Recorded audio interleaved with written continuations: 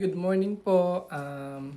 Ang pag-uusapan naman natin po ngayon ay yung mga batas sa breastfeeding.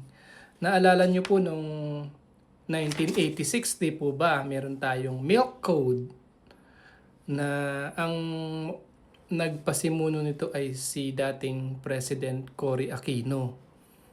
Buti na lang nagkaroon tayo ng isang babaeng presidente noon, ano? Kasi 'di ba concerned siya sa mga babae. So concerned siya sa breastfeeding. So yung milk code po noon ay hindi naman binaban yung mga infant formula or breast milk substitute. Kumbaga nire-regulate lang po para mag-focus ang mga bagong panganak sa breastfeeding. Kasi importante po kasi yung breastfeeding, no? So meron na mga pagkakataon na hindi makakapag-breastfeed yung isang nanay, so gagamit sila ng mga breast milk substitute. So nire-regulate, hindi naman po talaga binaban ang mga infant formula.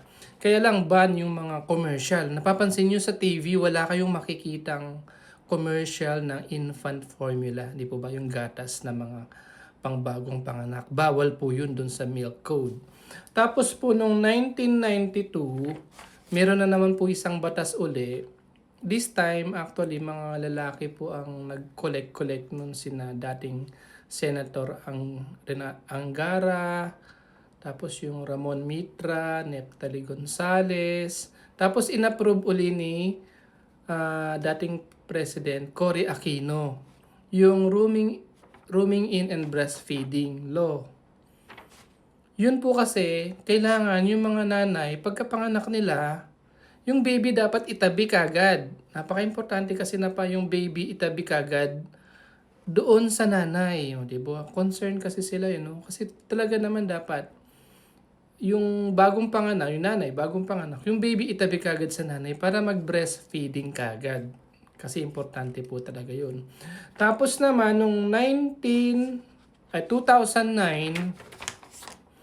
isa na naman pong babae ang may akda, si Senator Pia Cayetano, di ba? So yung mga kapwa niyo babae ang mga nagpapasimuno nito kasi concern, no? So maganda din po kasi kapag kami babae tayo sa gobyerno na leader.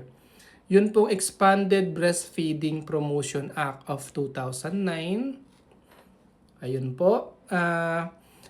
Ito po naman ang tinuturo nito. Halimbawa po, meron kang trabaho sa opisina, yung 8 hours na trabaho. So sa 8 hours mo ng trabaho, meron kang paid lactation break, 40 minutes. So may 40 minutes ka na nabayad ka na pwede kang mag-break time kasi nagpapadedi ka ng baby. O kaya magpapump ka. So pwedeng gamitin mo yung 40 minutes na yon, 20 minutes sa umaga, 20 minutes sa hapon, tapos meron ka pang lunch break. So, di ba? Di ba ang ganda nito? Kumbaga, binibigyang importansya yung mga babae nagtatrabaho sa opisina na nagpapadede. Binibigyan kayo ng time. Tapos, dapat itong batas na ito, meron dapat lactation room or station. Ito napapansin ko sa SMA, meron silang lactation room. Di po ba?